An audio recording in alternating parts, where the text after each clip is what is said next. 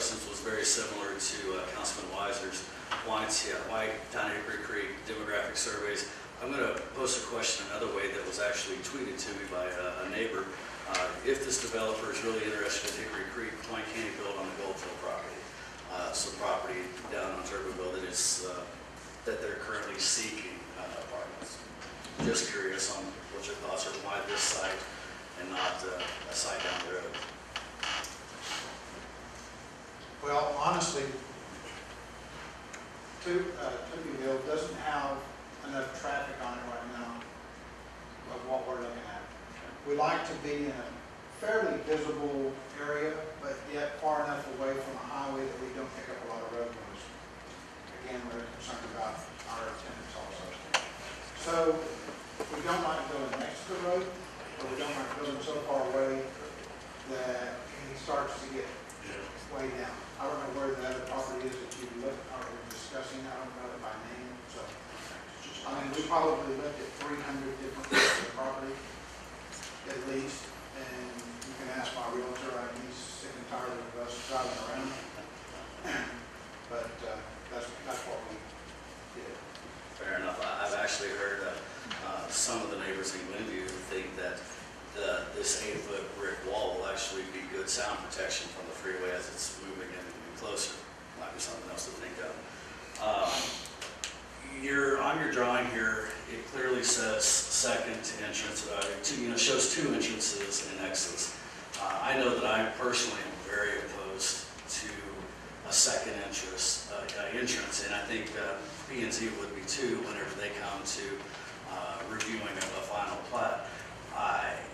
I personally do not want people entering in off of Turbeville. I would like for that entrance to only be off of Ventana or Point Vista, the streets right there, for obvious traffic flow reasons. In our master plan, we have a traffic circle not too far from there, and that's where it absolutely makes sense. I do completely agree that for fire purposes and security purposes, an exit there, is acceptable. But personally, I would like to see only one entrance and not an entrance off of Turbeville Road. We'll go over to that, as long as the fire marshal approves it, we'll move it where we need to. There really is only one entrance. Okay. The other one is only an exit. Okay. I just saw the word entrance on the side of Turbeville, where it says entry exit. Now I like it. Now I like it. That's correct. Exit only. Okay.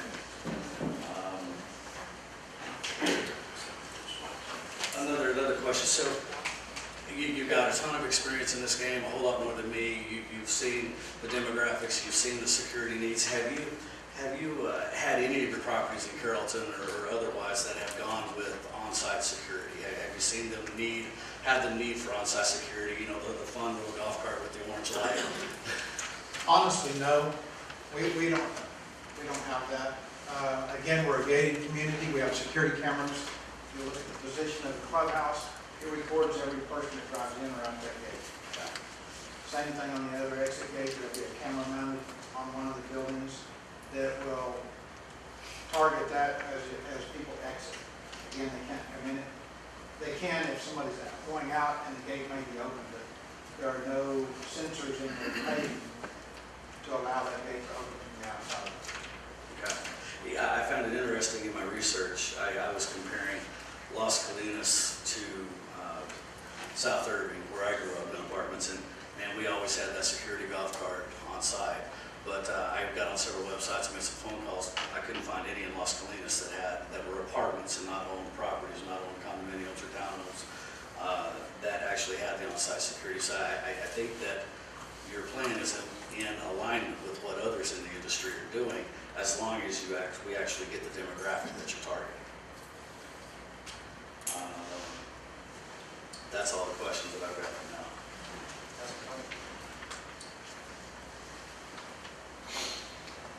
Looking at the diagram on this bottom part of it, where it's along Point Vista Road, there's just kind of a gray stripe across there.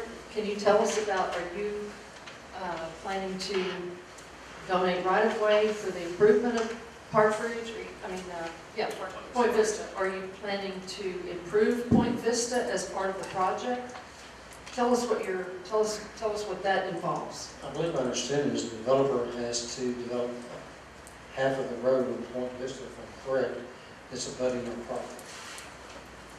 So that section of Point Vista there, where currently it narrows down right behind the Ray Theater, it narrows down to one lane each way. That would be improved by the developer at no cost to the town to improve that road, to make it. That's correct. Okay. Any other questions from the council?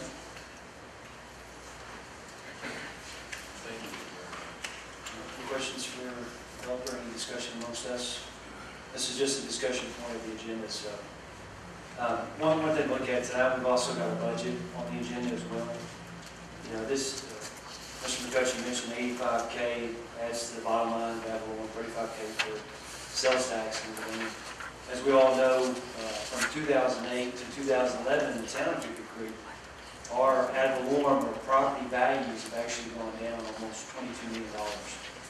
So the values of property, commercial property, a lot of those have decreased. Our sales tax revenue has gone down tremendously as well. But even with all those things and looking at this project, we're not going to base a decision based on financial only, because we've got a budget tonight that's very, very tight and with no property tax increase, and puts us at the same state we are next year in the same place. It's still being able to manage the town's funds.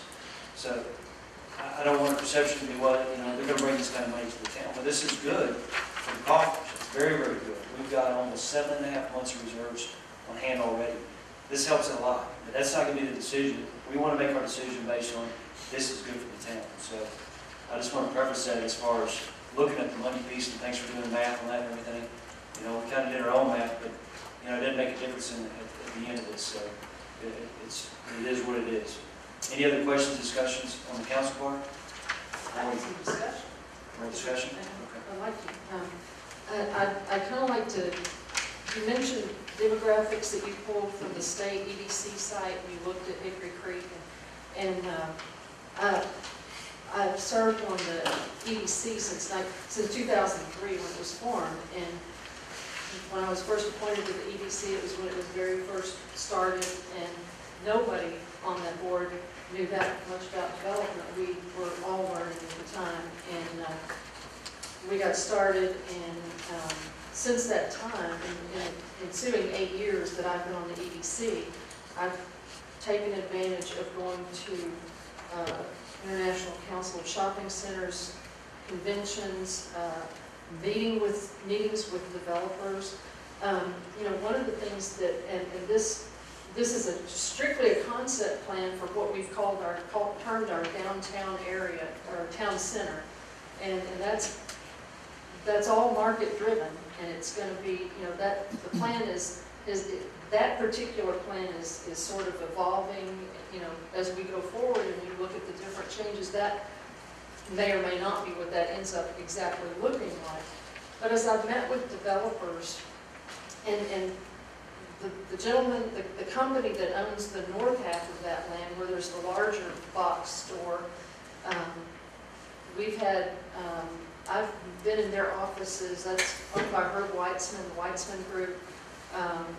I've been in his office probably, or I've either met with him in his office or at different conferences, maybe 5 or 6 times, particularly in the last 3 years. And they're motivated to do something, but the market, you know, we all know what happened in 2008, things tanked. But as I've gone to these things over and over and over, what they've preached is density, density, density.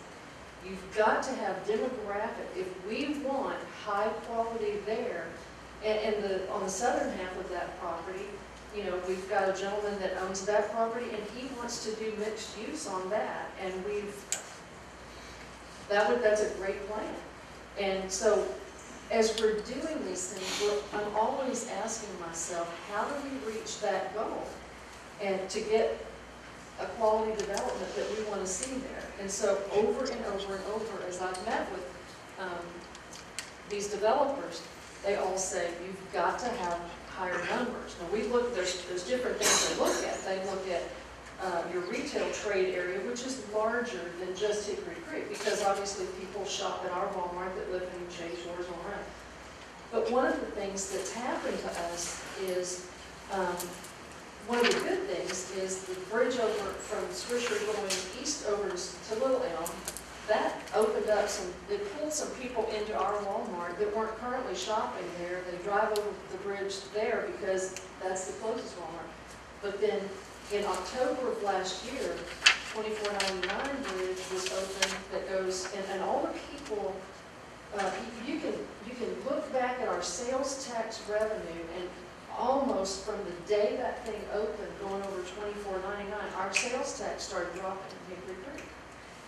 And Joe Cumby, our manager of Walmart, has said, help me, we need, and the last thing we want to do is lose a prime business like that. So I'm getting at all this to say that, that the bridge over the 2499 bridge to Highland Village has hurt us significantly. And so, that demographic of people, some of them are dropping down there to shop instead of coming to Hickory Creek. And so, I'm looking at this and I'm hearing over and over, you've got to build the densities, and at the same time I see shoppers that we're losing. And so, if I'm wearing my development hat and applying what I've learned over 8 years, if you look across North Texas right now in general, I think, the marketplace, the market drives everything. And I can't think of any place right now where people are coming in and building subdivisions. They're just not building homes right now. But what is being built are apartment complexes. I've lived in two different apartment complexes in my life. One when we were young marrieds, and that was not a great apartment. The second time I lived in an apartment was in 2000 when we were building our home here in Hickory Creek, and we did an interim move into an apartment in Louisville. It happened to be right next to the Target in Louisville, which is not, Target wasn't even there at the time. The apartment complex was a couple of years old. And I've been out and looked at the property in Carrollton, the property that we built here, and honestly, your product is better than what I had when I lived in an apartment 11 years ago. We paid between $1,400 and $1,500 in rent, and I've watched that apartment through the years because I lived there. And so, as I've shopped at Target, I've looked at that and I've noticed that apartment has been kept, it's pristine. You would not know the thing was probably 12, 15 years old now. So, having had that experience, I know there's an emotional reaction when we all think of apartments, but I'm looking at the quality of this. I'm looking at, if we want to get the things that we really want in the future, then we've got to say, how do we get there? One of the things in our comprehensive plan, which I've been going back through that, one of our town goals, it's stated, is to reach 5,000 people so that we can become a home rule city. That's important to us. Another thing I think about is if we look at the world since 2008 to 2011, things have changed a lot. And I think if I look at the comprehensive plan as written in stone, we don't change it for 10 years, then I think the marketplace is going to pass us by. And I look at our budget and what's happening. I look at the fact that, next year we're going to have to renew our fire and ambulance service. And I'm already hearing rumblings that I think we pay between, I don't have the exact figure, but between $500,000 and $600,000 a year for fire and ambulance. And Corinth owns the fire department, and I believe, I'm hearing, you better be ready for a minimum of about a $200,000 increase next year, and from there going up. So, all of us sitting at this table, I think, ran on a campaign promise of we want to keep our taxes as low as possible, our property taxes.